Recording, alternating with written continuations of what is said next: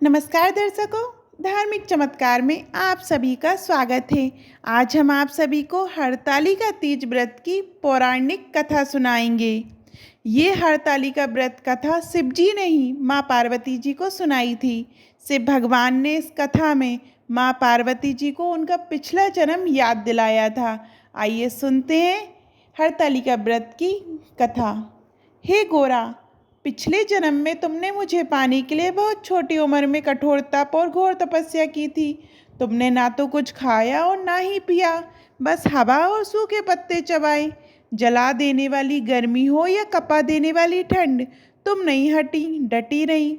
बारिश में भी तुमने जल नहीं पिया। तुम्हें इस हालत में देखकर तुम्हारे पिता दुखी थे।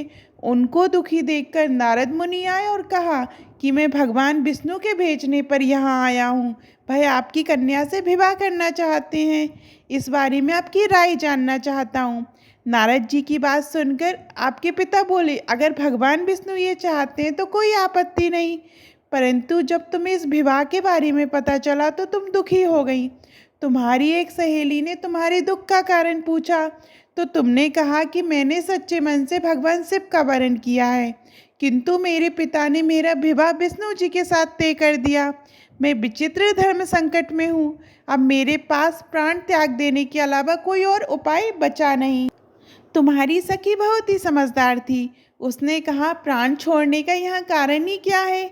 संकट के समय धैर्य से काम लेना चाहिए।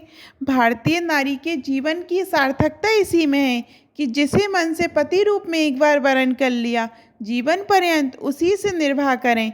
मैं तुम्हें घनघोर वन में ले चलती हूँ, जो साधना स्थल भी है और जहाँ तुम्हारे पिता तुम्हें खोज भी नहीं पाएंगे।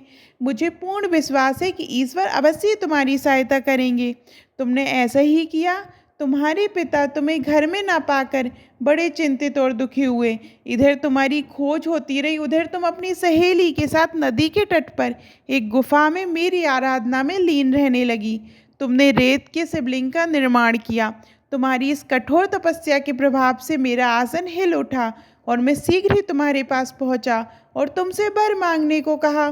तब अपनी तपस्या के फलीभूत मुझे अपने समक्ष पाकर तुमने कहा, मैं आपको सच्चे मन से पति के रूप में वरण कर चुकी हूँ। यदि आप सचमुच मेरी तपस्या से प्रसन्न होकर यहाँ पधारे हैं तो मुझे अपनी अर्धांगिनी के रूप में स्वीकार कर लीजिए। तब तथास्तु कहकर मैं कैलाश पर्वत पर लौट गया। उसी समय गिरिराज अपने बंधु बांधवों के साथ तुम्हें खोजते हुए वहाँ पहुँचे। तुमने सारा वृत्तांत बताया और कहा, मैं घर तभी जाऊंगी अगर आप महादेव से मेरा विवाह करेंगे। तुम्हारे पिता मान गए और उन्होंने हमारा विवाह करवाया। इस व्रत का महत्व ये है कि मैं इस व्रत को पूर्ण निष्ठा से करने वाली प्रत्येक स्त्री को मनोवांछित फल देता हूँ। इस पूरे प्रकरण में तुम्हारी सखी ने तुम्हारा हरण किया था, इसलिए इस व्रत का नाम हरतालिका व्रत हो गया। इस व्रत से जुड़ी ये मान्यता ये है कि इस व्रत को करने वाली स्त्रियां पार्वती जी के समान ही सुखपूर्वक पति रमण करके शिवलोक को जाती हैं।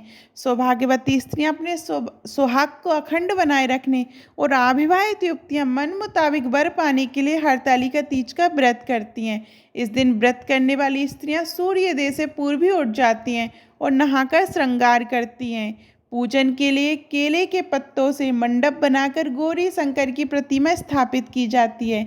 इसके साथ पार्वती जी को सुहाग का सामान चढ़ाया जाता है।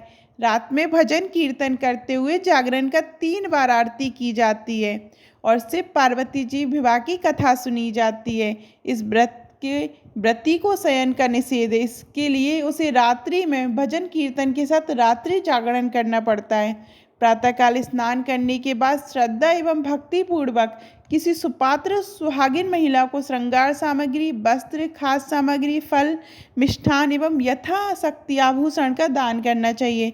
रेत के शिवलिंग बनाए हैं तो उसका जलाशय में विसर्जन किया जाता है और खीरा खाकर व्रत को संपन्न किया जाता है। आपको हरतालिका व्रत की कथा कैसी लगी कमेंट में ज़रूर बताइएगा, और अभी तक आपने हमारे चैनल धार्मिक चमत्कार को सब्सक्राइब नहीं किया है तो सब्सक्राइब करिएगा। हर हर महादेव।